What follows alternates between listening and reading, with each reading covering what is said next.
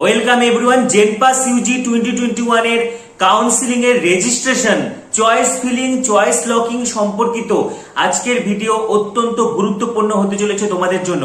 তাই অত্যন্ত মনোযোগ সহকারে আজকের ভিডিওটি দেখবে, কারণ চয়েস ফিলিং একটা অত্যন্ত ভাইটাল প্রসেস।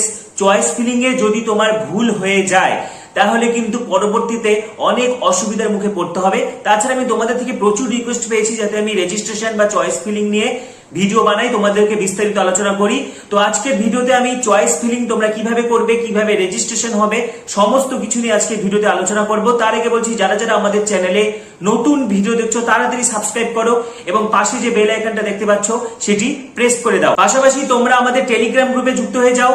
দেখো ভিডিও ডেসক্রিপশনে লেখা আছে আমাদের টেলিগ্রাম গ্রুপ, সেখানে একটি লিংক দেওয়া আছে, সেটাতে ক্লিক করো এবং খুব সহজেই আমাদের টেলিগ্রাম গ্রুপে যুক্ত হয়ে যাও। অথবা যারা লিংকের মাধ্যমে যুক্ত হতে পারছো না, তোমরা টেলিগ্রামে গিয়ে প্রিটমস বায়োলজি লিখে সার্চ করো, তাহলে তোমরা সহজেই গ্রুপটি পেয়ে যাবে। তো তাড়াতাড়ি এখনই ডেসক্রিপশনে ক্লিক করো এবং আমাদের টেলিগ্রাম গ্রুপ বলে যে লিংকটি দেখা যাচ্ছে সেটাতে ক্লিক করো এবং টেলিগ্রাম গ্রুপে যুক্ত হয়ে যাও। তো আজকের ভিডিও তোমাদের জন্য অত্যন্ত গুরুত্বপূর্ণ, পাশাপাশি ভাইটাল হতে চলেছে। আজকের ভিডিওতে আমি প্রথমেই আলোচনা করব, আমি তোমাদেরকে বলেছিলাম যে তোমাদেরকে আমি চয়েস ফিলিং না আলাদা ভিডিওতে বলে দেব, তো কাজে এই ভিডিওতে আমি বিস্তারিত আলোচনা করে দিচ্ছি। তো দেখো, কাউন্সিলিং এ পার্টিসিপেট করতে যাওয়ার আগে সবাইকে যেটা করতে হবে সেটি হচ্ছে রেজিস্ট্রেশন। ঠিক আছে, রেজিস্ট্রেশন না করালে কোনোভাবেই তুমি কাউন্সিলিং এ পার্টিসিপেট করতে পারবে না। যেমনটা আমি তোমাদেরকে আগে ভিডিওতে জানিয়ে দিয়েছিলাম যে কাউন্সিলিং প্রসেস তিনটি পদ্ধতিতে হবে বা তিনটি রাউন্ডে হবে। প্রথম রাউন্ড কোনটা? প্রথম রাউন্ড হচ্ছে অ্যালটমেন্ট রাউন্ড, সেকেন্ড রাউন্ড হচ্ছে আপগ্রেডেশন রাউন্ড এবং সবার লাস্টে যে রাউন্ডটা হবে সেটা হচ্ছে মপ আপ রাউন্ড। তো কাউন্সিলিং এ পার্টিসিপেট করার জন্য সবাইকে কিন্তু রেজিস্ট্রেশন করতে হবে এবং রেজিস্ট্রেশন একবারই করতে হবে। সবাইকে রেজিস্ট্রেশন একবারই করতে হবে এবং রেজিস্ট্রেশন করতে লাগবে 300 টাকা। সবাইকে 300 টাকা দিয়ে একবারই রেজিস্ট্রেশন করতে হবে, তারপরে আর কোনোভাবে রেজিস্ট্রেশন করার দরকার নেই। একবার মাত্র রেজিস্ট্রেশন করার পরে তোমরা খুব সহজে কাউন্সিলিং প্রসেসগুলোতে কিন্তু অংশগ্রহণ করতে পারবে। রেজিস্ট্রেশন যদি কেউ না করাও তাহলে কিন্তু কাউন্সিলিং এ পার্টিসিপেট করতে পারবে না। তো জেনপাস ইউজির কাউন্সিলিং এ রেজিস্ট্রেশন চয়েস ফিলিং প্রসেস শুরু হচ্ছে 5 অক্টোবর থেকে এবং চলবে 11 অক্টোবর পর্যন্ত এবং চয়েস লকিং শুরু হবে 8 তারিখ থেকে। চয়েস লকিং কিছু না, চয়েস ফিলিং করার পর সেটাকে লক করে দেওয়া। অর্থাৎ তুমি যদি 8 তারিখে ফর্মটা ফিল আপ করো তাহলে তোমার একই দিনে তুমি registration, choice filling, choice locking সবটাই করে ফেলতে পারবে। যদি 5, 6, 7 তারিখে করো তাহলে তোমার শুধু রেজিস্ট্রেশন এবং হচ্ছে চয়েস ফিলিংটা হয়ে থাকবে, চয়েস লকিংটা করতে পারবে না। তো কাজে 8 তারিখে যদি তুমি করে থাকো ফর্ম ফিল আপ, তাহলে 8 তারিখে তুমি একসাথে রেজিস্ট্রেশনও করতে পারবে, চয়েস ফিলিংও করতে পারবে, চয়েস লকিংও করতে পারবে। এবার আসছি রেজিস্ট্রেশন কিভাবে করবে। তো প্রথমেই বলে রাখি, যারা জিএমআর র্যাঙ্ক পেয়েছো অর্থাৎ যারা র্যাঙ্ক কার্ড পেয়েছো তোমরা সবাই কাউন্সিলিং এ পার্টিসিপেট করতে পারবে। তো প্রথমে রেজিস্ট্রেশন করতে লাগবে। রেজিস্ট্রেশনের যে প্রথমে তোমাদেরকে রোল নম্বর দিয়ে লগ ইন করে সেখানে তোমাদের সমস্ত রকমের যে পার্সোনাল ডিটেলস সেটা দিতে হবে। তোমাদের হচ্ছে নাম, বাবার নাম, অ্যাড্রেস যেটা ডোমিসাইল সার্টিফিকেটের যে অ্যাড্রেস সেটা দিতে হবে। এছাড়া ব্যাংক অ্যাকাউন্ট ডিটেলস দিতে হবে। তোমরা তোমাদের কাস্ট যারা আছো এসসি, এসটি, ওবিসি কিনা, ইডব্লিউএস কিনা সেই সমস্ত তথ্য দিতে হবে। পিডব্লিউডি থাকলে সেই সমস্ত তথ্য দিতে হবে। এরপরে ক্লাস 12 এর নম্বরগুলো দিতে হবে। ক্লাস 12 এ কে কত নম্বর পেয়েছো, ইংলিশের নম্বর লাগবে। ইংলিশে হচ্ছে ফুল মার্কস কত, তুমি কত পেয়েছো সেই নম্বরটা দিবে।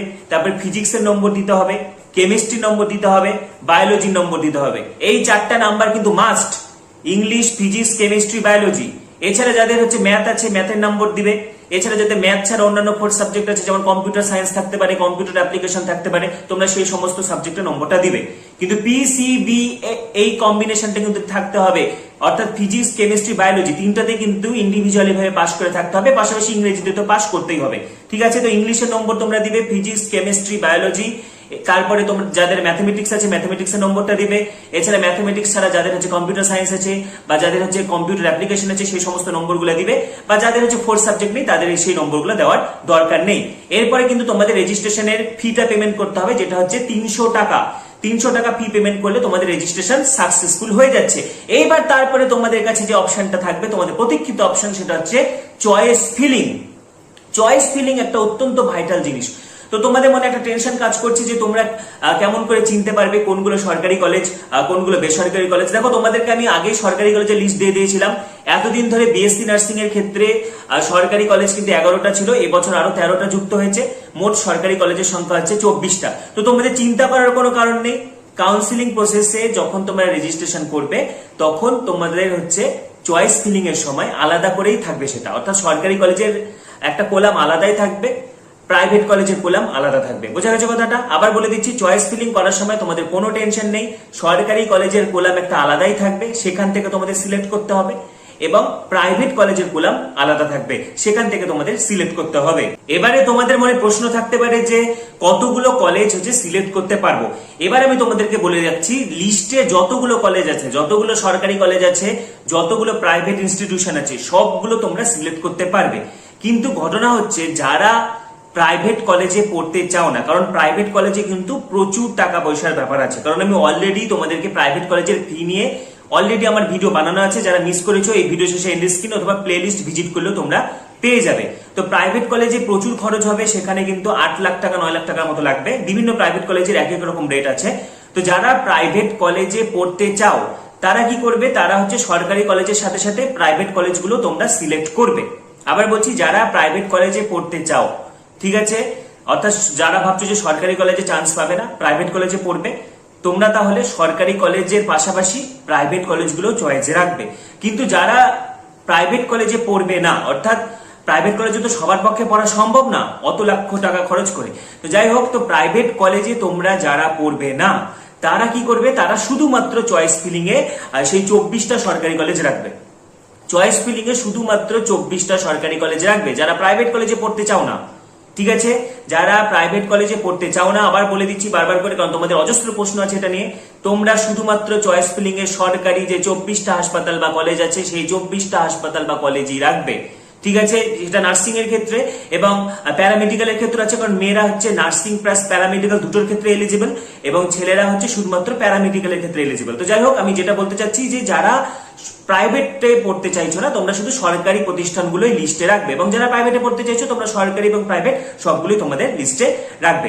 এবার আমি তোমাদেরকে দেখিয়ে দিচ্ছি তোমরা কেমন করে চয়েস ফিলিং করবে। এবার ধরে নাও তুমি একজন ফিমেল ক্যান্ডিডেট, তাহলে তোমার ফার্স্ট প্রায়োরিটি হবে বিএসসি নার্সিং, কারণ নার্সিং একটা অত্যন্ত ডিমান্ড কোর্স। তো যাই হোক, নার্সিং এর হাই ডিমান্ড রয়েছে। তো প্রথমে তোমরা বিএসসি নার্সিং এর প্রত্যেকটা সরকারি কলেজকে পরপর রাখবে, প্রত্যেকটা সরকারি কলেজকে পরপর রাখবে। সেটা কিভাবে রাখবে সেটা আমি একটু পরে বলছি। তারপরে প্যারামেডিক্যালে যে সমস্ত সরকারি কলেজগুলো আছে সেগুলোকে রাখবে। তোমরা যারা ফিমেল ক্যান্ডিডেট আছো, ছেলেদের ক্ষেত্রে তো কোনো ব্যাপার না, ছেলেরা শুধুমাত্র প্যারামেডিক্যাল কোর্স। তো তোমরা যারা যারা ছেলেরা হচ্ছে প্যারামেডিক্যালের সরকারি কলেজে পড়তে চাইছো বা বেসরকারি কলেজে পড়তে চাইছো, তোমরা প্রথমে সরকারি কলেজে প্যারামেডিক্যাল কোর্সগুলো রাখবে, তারপরে বেসরকারি কলেজে প্যারামেডিক্যাল কোর্সগুলো রাখবে। কিন্তু যারা হচ্ছে যে সমস্ত ছেলে বা মেয়েরা হচ্ছে তোমরা প্যারামেডিক্যালের হচ্ছে প্রাইভেট কলেজে পড়তে চাইছো না, তোমরা শুধু প্যারামেডিক্যালের সরকারি কলেজগুলো রাখবে। এবার আসছি মেয়েদের ক্ষেত্রে। তো মেয়েরা অবশ্যই চাইবে নার্সিং কোর্স করতে, তো মেয়েরা প্রথমে রাখবে বিএসসি নার্সিং এর সরকারি কলেজগুলোকে আগে রাখবে। আমি বলে দিলাম 24টা, আগের বছর 11টা ছিল, এবছর আরো 13টা যুক্ত হয়েছে, অর্থাৎ টোটাল 24টা কলেজ আছে। তো 24টা কলেজকে আগে রাখবে, তোমরা লিস্টে 24টা কলেজকে পরপর সাজাবে। তারপরে তোমরা প্যারামেডিক্যালের যে সরকারি কলেজগুলো আছে বা সরকারি কোর্সগুলো আছে সেগুলোকে রাখবে। তারপরে তোমরা চয়েসটা লক করে দিবে। এবার বলছি, চয়েস ফিলিং এর পরে কিন্তু চয়েস লক করা মাস্ট, এবং 8 তারিখের পরে চয়েস লকিং অপশনটা কিন্তু ওপেন হবে, অর্থাৎ 8 তারিখ থেকে তুমি চয়েস লকিং অপশনটা পেয়ে যাবে। তো চয়েস ফিলিং এর পরে অবশ্যই তোমাদেরকে চয়েস লক করে দিতে হবে। এবার আসছি কিভাবে তোমরা সিলেক্ট করবে। এবার দেখা যাচ্ছে যে কারো বাড়ি হচ্ছে কলকাতাতে, তাহলে সে অবশ্যই চাইবে যে কলকাতার সরকারি কলেজগুলো তো পেতে। তো কলকাতার সরকারি কলেজগুলো আগে রাখবে। যেমন কলকাতার সরকারি কলেজ কি কি আছে, আরজি কর আছে, সেটা অবশ্যই বাড়ির কাছাকাছি রাখবে। তোমার বাড়ি অনুযায়ী, ডিস্টেন্স অনুযায়ী তুমি একটা হোমওয়ার্ক করে নেবে।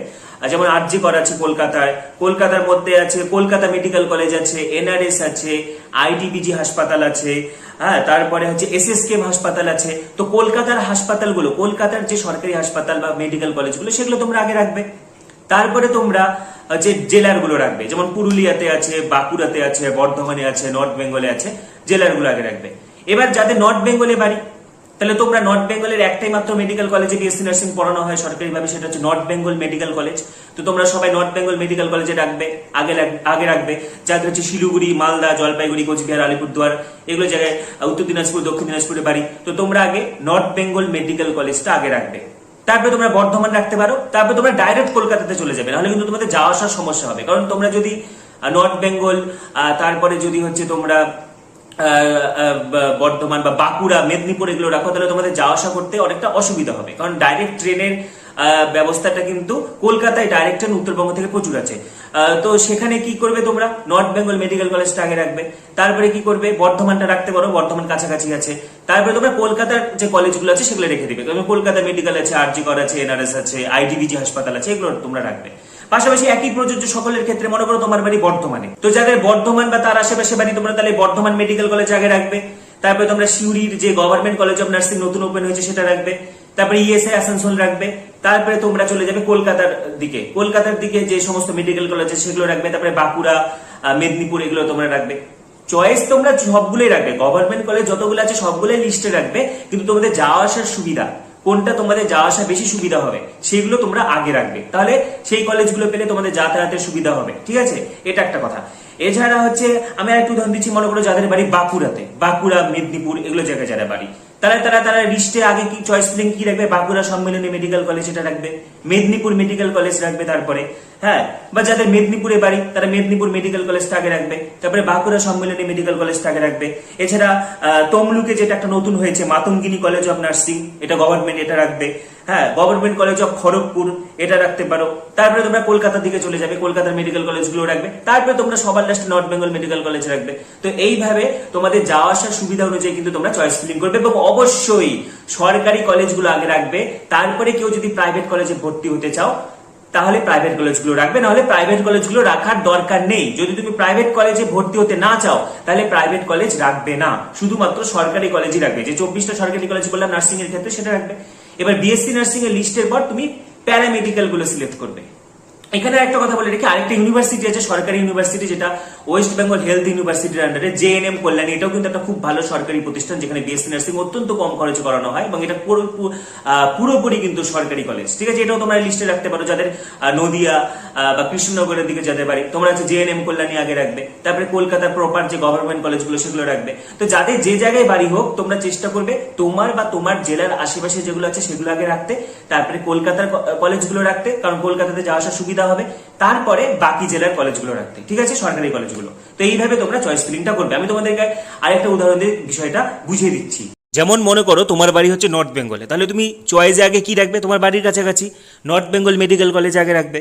তারপরে তুমি চলে যাবে বর্ধমানটা রাখতে পারো, বা তুমি কলকাতার দিকে চলে গেলে কলকাতার গুলো তারপরে রাখলে, আরজি কর, এনআরএস, ঠিক আছে, এসএসকেএম হাসপাতাল, তারপরে দেখো কলকাতা মেডিকেল কলেজ আছে, তারপরে দেখো আইডিবিজি হাসপাতাল রাখতে পারো। তারপরে তুমি বাদ বাকি ডিস্ট্রিক্টের গুলো রাখবে, যেমন বাঁকুড়া, মেদিনীপুর থেকে শুরু করে, তমলুক থেকে শুরু করে, হ্যাঁ যত আছে, ইএসআই আসানসোল থেকে শুরু করে, মানে তোমাকে রাখতে হবে সবগুলোই। 24টা সরকারি নার্সিং কলেজই তুমি এভাবে সাজাবে তোমার বাড়ির ডিস্টেন্স অনুযায়ী বা তোমার যাতায়াতের সুবিধা অনুযায়ী। তারপরে তুমি প্যারামেডিক্যালের সরকারি কোর্সগুলো সিলেক্ট করবে। প্যারামেডিক্যালের ক্ষেত্রে তুমি তোমার পছন্দের কোর্স অনুযায়ী হচ্ছে সরকারি কলেজগুলো সিলেক্ট করবে। যেমন আমি যেমন উদাহরণ দেখাচ্ছি, মনে করো তুমি সিটিটি কোর্স করতে চাইছো, ক্রিটিক্যাল কেয়ার টেকনোলজি, তাহলে এনআরএস এর দেখো ক্রিটিক্যাল কেয়ার টেকনোলজি, নীলরতন সরকার মেডিকেল কলেজ হাসপাতাল, তাহলে সেটা আগে রাখবে। তারপরে দেখবে আর কোন কলেজে ক্রিটিক্যাল কেয়ার টেকনোলজি করানো হচ্ছে, দেখো আরজে করে সিসিটি করানো হচ্ছে। তারপরে তুমি ফিজিওথেরাপি করতে চাও, তাহলে দেখো বর্ধমান মেডিকেল কলেজ ফিজিওথেরাপি দিয়ে দিলে। তারপরে তুমি কি করতে চাও, ওটিটি করতে চাও, তাহলে আরজে কর ওটিটি, তারপরে নীলরতন সরকার ওটিটি। এইভাবে তোমরা তোমাদের প্রেফারেন্স অনুযায়ী, তোমাদের পছন্দ অনুযায়ী তোমরা প্যারামেডিক্যালের কোর্সগুলো সিলেক্ট করবে। তো রেজিস্ট্রেশন এবং চয়েস ফিলিং এর এই প্রসেসটা চলবে হচ্ছে 11 তারিখ পর্যন্ত, এবং তোমরা কোনো সিট পেয়েছো কি পাওনি সেটা তোমরা জানতে পারবে 18 তারিখে। এবং যদি কোনো সিট পেয়ে থাকো তাহলে অনলাইনে 1000 টাকা পে করে সেটা সিট যে অ্যাকসেপ্টেন্স ফিটা সেটা হচ্ছে তোমাদেরকে ডাউনলোড করতে হবে, এবং যে কলেজ পেয়েছো সেই কলেজে গিয়ে ফিজিক্যাল ভেরিফিকেশন করিয়ে আসতে হবে। এই বিষয়ে যাবতীয় ভিডিও আমি তোমাদেরকে পরে জানিয়ে দেবো, ঠিক আছে। তো আজকের ভিডিওতে আমরা চয়েস ফিলিং এবং চয়েস লকিং, রেজিস্ট্রেশন, কাউন্সিলিং নিয়ে আলোচনা করলাম। তো পরবর্তী আপডেটগুলি পাওয়ার জন্য এখনই সাবস্ক্রাইব করো, ভিডিওটি প্রচুর শেয়ার করো, এবং যারা যারা আমাদের চ্যানেল নতুন ভিডিও দেখছো তাড়াতাড়ি সাবস্ক্রাইব করো এবং পাশে থাকা বেল আইকনটি অবশ্যই প্রেস করো। সবাইকে অসংখ্য ধন্যবাদ।